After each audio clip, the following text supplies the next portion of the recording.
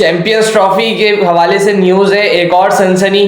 Pakistan cricket board जो है national stadium की जो बिल्डिंग है वो कंप्लीट नहीं कर पाएगा बिफोर चैंपियंस ट्रॉफी, और ये बहुत बड़ी ब्रेकिंग न्यूज है। इसके अलावा क्या क्या हो रहा है चैंपियंस ट्रॉफी से रिलेटेड वो सब डिस्कस करना है आज की वीडियो में, तो जुड़े रहिएगा आखिर तक। अब भाई जब चैंपियंस ट्रॉफी को रह गए सिर्फ और सिर्फ 40 डेज, तो यहाँ पे एक बहुत बड़ी न्यूज आई है। कल के दिन कराची स्टेडियम जो नेशनल स्टेडियम बन रहा था उसके अंदर एक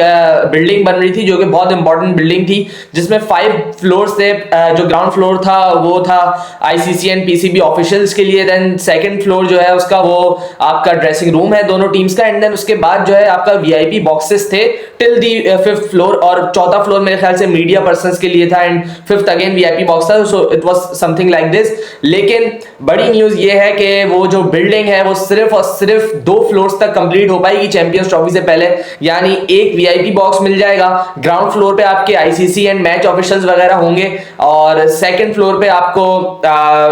पवेलियंस मिल जाएंगे यानी ड्रेसिंग रूम्स मिल जाएंगे टीम्स के। इसके अलावा बाकी के जो 3 फ्लोर्स है वो इनकम्प्लीट है अभी तक, और वो बोल दिया गया है पीसीबी को कि ये कंप्लीट नहीं हो सकते हैं चैंपियंस ट्रॉफी से पहले। तो ये एक नाअहली पीसीबी की जानिब से देखने को मिली है। एंड यार जब हमें पता था 2021 से पता था हमें कि चैंपियंस ट्रॉफी हमारे घर पे ही है और हमने यहीं पे करवानी है, तो आप मेरा इतना बड़ा सवाल ये है कि आपने इतना काम देर से क्यों शुरू करवाया। अगर हम 2024 के मिड से भी काम शुरू कराते देन अगर ये काम हो सकता, लेकिन आपने एक काम ही 3 महीने पहले शुरू करवाया, तो आप क्या एक्सपेक्टेशंस कर रहे हो। आप अगर 24 घंटे भी काम करो यहाँ पे, और ऑब्वियसली 24 घंटे ही हो रहा है काम, जो मेहनत अभी से दिख रही है वो अगर हम 1 महीना पहले करते तो अभी तक ये जो आपके स्टेडियम से ये सारे रेडी होते।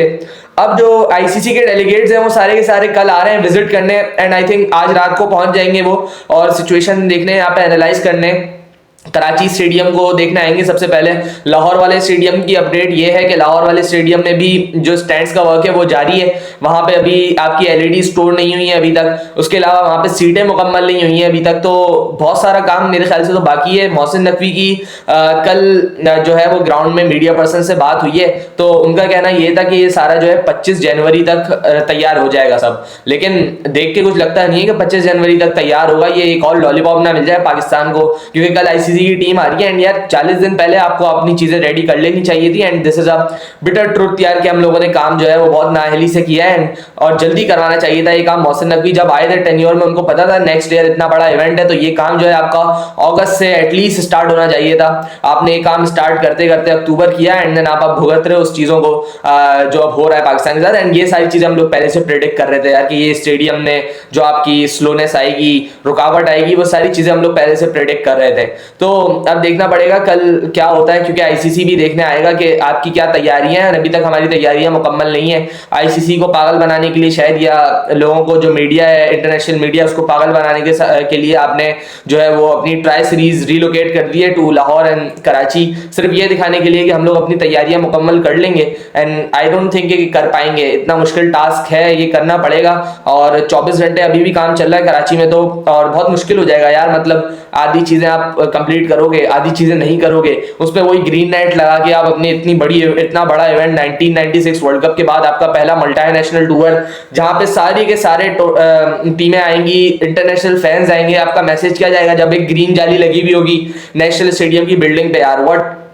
Nonsense is this. मेरे ख्याल से यहाँ पे बहुत लैक ऑफ लीडरशिप दिखी हमें। मोहसिन नकवी दूसरे क्योसेस में इतना बिजी होते हैं, वो पीसीबी को क्या देखेंगे। हालांकि उन्होंने जो काम किया यहाँ पे पाकिस्तान क्रिकेट के लिए वो बहुत अच्छा था, हमने पहले भी प्रेस किया, लेकिन जो काम जरूरी थे वो भी देखने चाहिए था, वो नजर रखनी चाहिए थी। अनफॉर्चुनेटली वैसा कुछ हुआ नहीं है। यहाँ पे अब 17 दिन का है टाइम जो आईसीसी को आपने रिपोर्ट सबमिट करवानी है या ग्राउंड दिखाने 25 जनवरी। तो अब इसमें मैं आपको बता देता हूँ क्या क्या काम रह गया। सबसे पहले वो जो बिल्डिंग बनी है वो मतलब स्ट्रक्चर तो उसका खड़ा हो गया है, उसकी 2 फ्लोर की एटलीस्ट फिनिशिंग रह गई है। कराची स्टेडियम की बात कर रहा हूं। फिर कराची स्टेडियम में आपकी लाइटें लगेंगी, चेयर्स लगेंगी, सारा का सारा फिनिशिंग वर्क कराची स्टेडियम में बाकी है। इसके अलावा ये जो जाले लगे थे कराची स्टेडियम में, सबसे अच्छी बात यह है कि वो जो जाले लगे थे वो निकाल के अब ग्रिल्स को इंस्टॉल किया जाएगा, जो कि पहले लाहौर स्टेडियम में थी। वो ग्रिल्स उन जैसी ग्रिल्स होंगी, तो उससे कदरे बेहतर व्यू मिल जाएगा। लाहौर स्टेडियम में तो मतलब ग्रिल्स का भी कंसेप्ट अब दूर हो गया,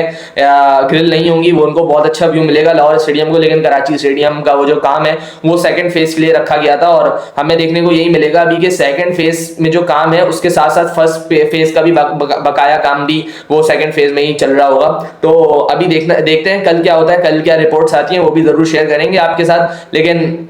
चैंपियंस ट्रॉफी से रिलेटेड और भी बहुत कुछ चल रहा है, एंड वो सबसे बड़ी बात है यार, इंजरीज में सबसे प्रोमिनेंट इंजरी अभी साइम अयूब को जो लास्ट वीक हुई है, वो एक दिल दहला देने वाली इंजरी है हर पाकिस्तानी फैन के लिए, क्योंकि यार as a Pakistan cricket fan एक लड़के पे आप 2023 के मिड से इन्वेस्ट करे जा रहे हो, उसको हर चीज खिला रहे हो, even after this much failures आपके कैप्टन ने उसके ऊपर भरोसा किया, आपकी मैनेजमेंट ने उसके ऊपर भरोसा किया, एंड जब वो प्रॉस्पर करना स्टार्ट हुआ, जब पाकिस्तान को उसने रिजल्ट्स देना शुरू हुए आप और इतना बड़ा टूर्नामेंट कॉर्नर पे था, तो आप बहुत सारी चीजें प्लान कर रहे हो, तो यार with the team combination, with the person you will select, और क्या प्लेयर क्या कॉम्बिनेशन खिलाओगे, बहुत सारी चीजें आप लोग इमेजिन कर रहे होते हो, बहुत सारे थॉट प्रोसेसेस होते हैं। और given the fact that Saim Ayub अपनी जिंदगी की बेस्ट फॉर्म में था and emerging player of the year में भी नाम लेके आया अपना, लेकिन अब इंजर्ड हो जाना पाकिस्तान के लिए कितना बड़ा धचका है ये अभी कुछ नहीं बता सकते हम लोग, और इमेजिन भी नहीं कर सकते कि कितना बड़ा धचका है ये, क्योंकि मुझे जहां तक रिपोर्ट्स मिली हैं वो ये रिपोर्ट्स हैं कि साइम जो है वो चैंपियंस ट्रॉफी में नहीं खेल पाएंगे, क्योंकि लंदन के डॉक्टर्स ने उनका अभी वो देखना है कि कितने सेंटीमीटर तक की वो उनकी जो बोन है वो अपनी जगह से रिलोकेट हुई है, तो पहले तो उसको जगह पे लेके आना, उसके बाद वो सारे उनको वीक रेस्ट देना, बाकी उसके बाद वो किस तरीके से प्रोग्रेस होती है, फाइनल रिपोर्ट्स क्या आती हैं, अभी किसी को कोई मालूम नहीं है। अगर ये खुदा ना खास्ता 12 सेंटीमीटर से ज्यादा की रिलोकेशन हुई है तो देन तो साइम अयूब फिर पीएसएल से भी जाएंगे, चैंपियंस ट्रॉफी तो आप छोड़ें, अगर उससे कम है तो फिर देखना पड़ेगा कितना टाइम लेता है रिकवर होने में, लेकिन चैंपियंस ट्रॉफी बहुत बहुत बहुत मुश्किल है साइम अयूब का खेलना, और मैं यही समझता हूं कि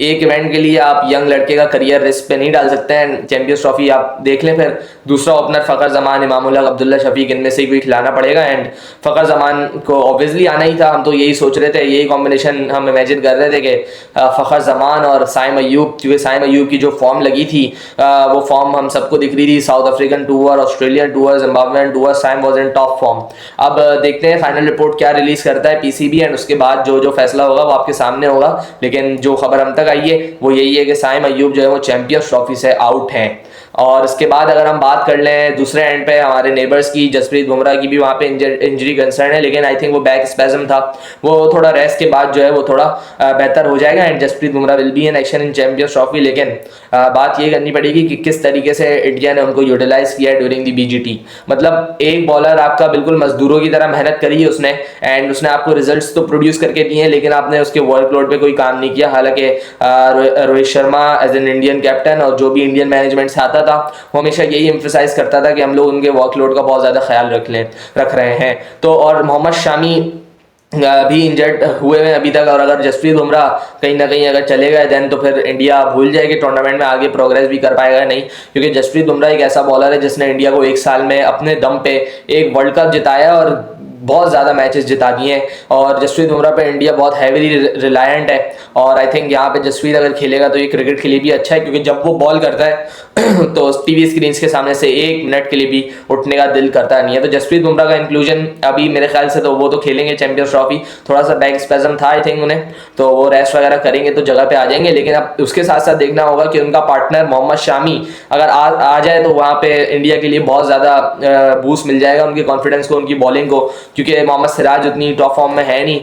थ्रू आउट ऑस्ट्रेलियन टूर हमने देखा विकेट्स तो लिए लेकिन इंपैक्टफुल ज़्यादा नहीं थे, ज़्यादा रिदम में नहीं थे, और अच्छी बॉलिंग की नहीं उस हिसाब से जिस तरीके से करनी चाहिए थी, जितनी एक्सपेक्टेशंस थी। तो अगर Mohammed Shami as a backup आता है इंडिया के लिए तो ये बहुत ज़्यादा हेल्पफुल हो जाएगा, even for Bumrah, even for team India, even for Rohit Sharma with his choices in Dubai.